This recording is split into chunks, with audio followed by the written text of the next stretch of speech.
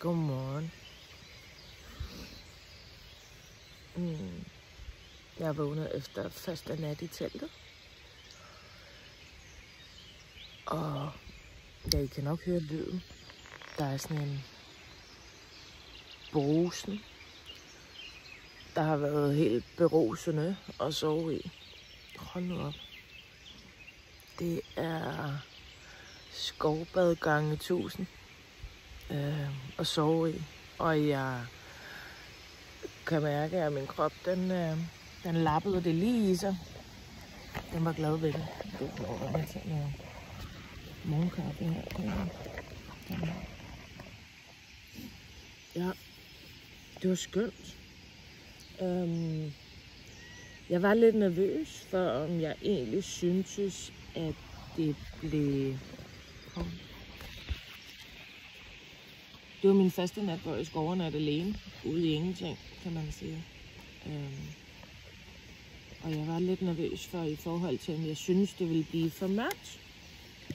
Om jeg simpelthen tænkte, at det var lidt uhyggeligt. Men da jeg gik i seng, solen, det er jo et sommerforfærden, så solen går først ned. Sådan rigtigt, hvis den egentlig helt rigtigt går ned.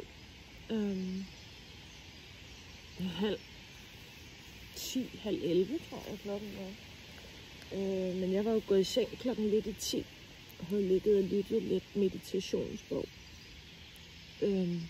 Så det gik sådan stille og roligt, fordi min kabine inde i teltet, den er jo kridhvid. Så det gjorde faktisk, at jeg tror, at mine øjne, de ligesom sådan stille og roligt rundede af. Og mit system også. Og der blev aldrig mørkere inde i teltet, end jeg hele tiden følte, at jeg kunne orientere mig. For jeg kunne se alle mine ting, og jeg kunne høre bølgerne bruse i trætoppene. Og ja, det var helt okay. Mit hoved, det vågnede et par gange derinde. Jeg havde sådan nogle flikflak, hvor det lige skulle forestille sig nogle ting. Blandt andet, at der kom en hjort forbi og faldt over teltet.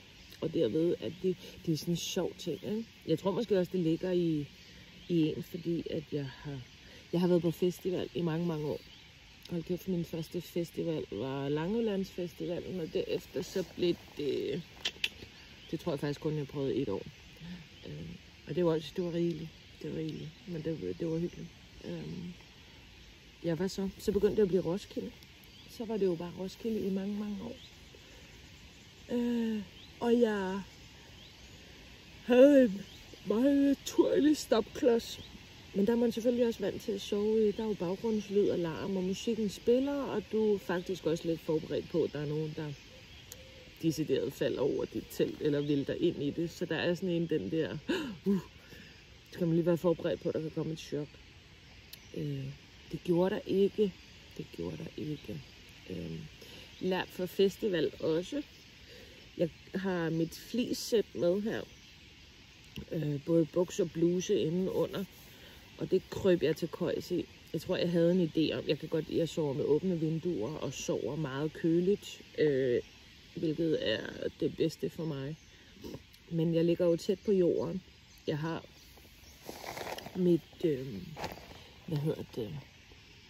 mit, termounderlag med ose, som ligger under som sådan en sølvfilm. Jeg har sågar et varmetæppe med også, skulle det være. Fordi når man ligger så tæt på jorden, så kommer der jo noget naturligt kulde. Og det må man sige, der gjorde. Så det var dejligt at have lært den erfaring også på festival, for der rejser man jo om i... alkohol gør selvfølgelig også noget, men så har man fået god varme, også for god farve i løbet af dagen, og det er utrolig varmt. Og i går rykkede jeg også teltet efter at prøve at ramme noget skygge. Ja, og det lykkedes. Det faktisk lykkedes. Jeg sidder i skygge her til morgen, men kan se solen, den arbejder sig op hen over træerne over i hjørnet. Så halvdelen af området er der sol på nu.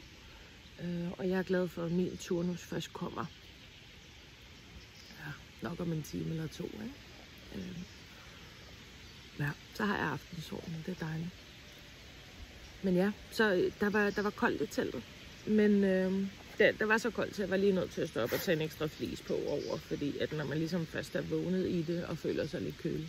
Men det er også fordi, det bliver jo lidt fugtigt. Det bliver fugtigt vådt. Og det er det også her til morgen. Men der er jeg rigtig glad for mit telt, fordi muligvis fordi det bare er meget bedre kvalitet, end jeg har været vant til for festivals Harald Nyborgs telt. Ikke? Men teltduen, den hænger op i sådan en lille girlander 2 steder. Og så er den fæstnet nede i bunden. Så det vil sige, at der er jo hele tiden, der kan åndes inde i teltet. Så jeg har ikke oplevet at vågne op og blevet våd og fugtig, men jeg er jo teltduen udenpå. Den er god fugtig. Og der føles lidt fugtigt vådt inde i teltet. Ikke? Ja. Men det er jo bare til solen kommer og gør sit lige her om lidt. Så nej, alt i alt positiv, overrasket. Lydende. Jeg gik sådan meget roligt til værks med det. Det er jeg dejligt overrasket over, men at når fuglene, de har jo nogle sjove lyde nogle gange, og nogle gange kommer der nogle lyde frem, hvor man ikke tænker, jeg er stadig overbevist om, jeg prøvede jo at gå i går, fordi jeg kunne godt allerede høre, at der var et eller andet, jeg synes lød som noget, der muede, og det havde jeg brug for lige at identificere som eventuelt en ko eller noget, for at netop at vide det til om aftenen, for at tænke, at hvis jeg skal ligge og lytte til et eller andet, så skal jeg ikke ligge og fantasere op i hovedet om, hvad det kunne være, men så ved jeg, at det er fordi, der står en ko og siger et eller andet. Lige sådan omkring på den ene eller på den anden side, der er ikke nogen køer. Men jeg kunne forestille mig, at bag mig med det store skæld, der ligger her ved træerne, at der må næsten være en ko deroppe. Fordi det kom fortsat et par gange i løbet af natten, og må jeg bare sådan, det lyder sgu som en ko. Men det skal ikke kunne siges, det kan også være, det er en fugl. Det oplevede jeg også i Sverige, at der kom sådan en natfugl frem, som sagde en meget speciel høj lyd, hvor man var sådan, hvad fanden er du? Men fordi også stille og roligt, der var stadig lyst ind i det, fuglene begyndte at gå til ro, der er også mange duer, der kurer, og det blæste jo netop den der dejlige vind, den gjorde jo, at det hele sådan baggrundslyden og støjen var på. Men og når der så kom sådan nogle boom, et eller andet, der faldt ned i teltet eller var, så kunne jeg jo hurtigt rationalisere og sige, om der faldt et æren, der faldt et blad, en pind, så der var ikke, det var faktisk rigtig roligt. Det var dejligt. Ja, jeg sover på et clean underlag. Jeg skal gennemgå her om lidt alt, hvad jeg har taget med ind. Men jeg har også taget billeder af det sådan samlet, for at tænke, at det her det var basispakken. Og så kan man bygge ud eller på fra det. Jeg har sovet godt. Mit ryg har det skide godt. Jeg har sovet. Jeg er vant til at sove meget på siden, hvilket ikke nødvendigvis er en god ting. Jeg skal nok blive bedre til at sove på ryggen. Og det kan jeg godt mærke. At når jeg sådan ligger hoften ned og på siden, det er sådan lidt hårdere for kroppen, ikke? Men når jeg faktisk ligger på ryggen, så ligger jeg fantastisk. Det er lige før jeg føler, at min ryggrad, den er i bevægelse, og jeg kan mærke flow omkring den. Ja, jeg tror, det er rigtig godt. Og så det der med at være så tæt på moder jord og jorden, det får altså mit system til at grounde 2 dybder ekstra. Det er fandme fedt. Ja.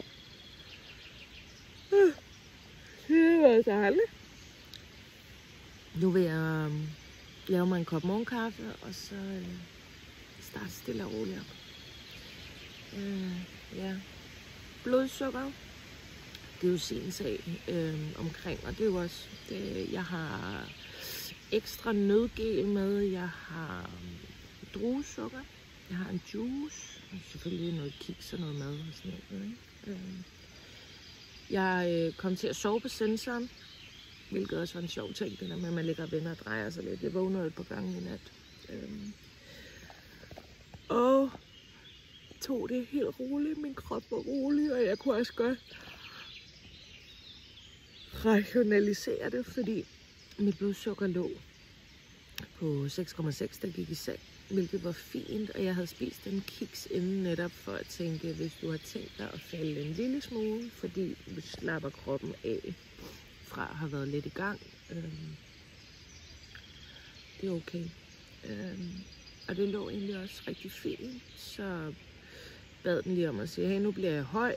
Det var ved tankemylderet, hvor at så har den nok kunnet mærke, at jeg tænkte, vi skal lige, der var lidt adrenalin. Hvilket var okay. Og så vågnede jeg, at den var 3,9 med bravende pil nedad. Og jeg tog en tår juice, men jeg tog også kun en tår, for jeg var sådan, det her, det er fordi jeg har sovet på den sensor, eller har ligget på armen. Og det plejer jeg egentlig slet ikke at være generet af.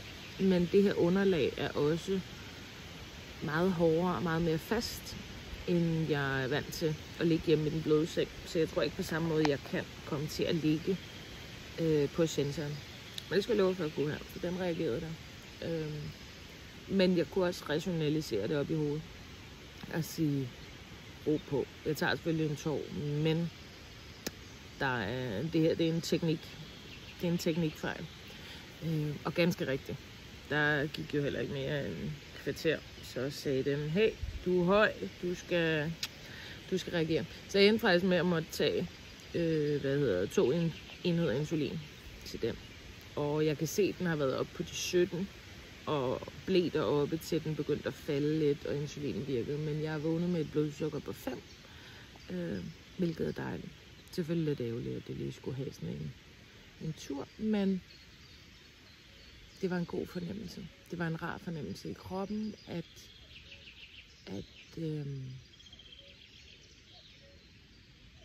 den var rolig. Den var rolig. Det er jo det, når man tager ud sådan her selv. Det er i hvert fald for mig. Det er det, jeg er ved at lære at give mig selv tillid og credit for. Prøve at præcisere bedre i forhold til kulhydrattællingen. For det er jo en ting herude, ikke? Og selvfølgelig også finde ud af, når man bevæger sig og motionerer, men derhjemme, der kan man måske bedre skyde lidt her og der, fordi så har man lige noget ved hånden, eller så kan du lægge plads, en snackpause ind, og du kan og så videre. Hvor her, det kan du også godt, men det kræver, at du for fanden har slæbt alt muligt med, og det har man ikke nødvendigvis. Så det er det der igen med at sige, at tiden og virkningen, at lave regnstykke. Jeg har respekt for det, og så siger okay. Ikke fordi det gør også, så kan man regne forkert, men jeg kan faktisk rigtig godt lide den struktur. Og det er jo så sjovt, at jeg har haft så meget modstand på den. Eller i hvert fald ikke lagt afstand til den, men det er lidt en anden historie med det diabetes der. Men det er en af øvelserne også. Og det kan jeg mærke, det kommer også til at være selvfølgelig en del, når man er ude og overnatte alene, og steder, hvor der ikke er andre mennesker, og være ude og vandre og så videre. Det at være ude og vandre, det oplevede jeg også i Norge, at jeg elsker det. Og min krop elsker det også. Den er i gang og bevæger sig, og ja, det er fedt. Og det får den selvfølgelig også. Så er det der med at sige, så skal der justeres lidt, og det kan også være på den langtidsvirkende insulin. Fordi hvis det er over en periode, ved jeg, at jeg går sådan og sådan. Ikke? Og det er et regnestykke. Og det er et regnestykke, man godt gider at lave. Fordi det omhandler ens selv og ens krop og velbefindende. Men det kræver noget øvelse, og det gør det. Men nu er det morgenkaffetid, og det er dejligt. Jeg glæder mig. Den første tår er altid den bedste. Og jeg har lige set, at der svæver en stor, flot rovfugl ude i horisonten derude. Så De er begyndt at stoppe alle skovens dyr her. Og jeg har stadig min skygge, så jeg lige kan få lov at få øjnene, inden jeg skal steges af den dejlige sommersol. Det er dejligt.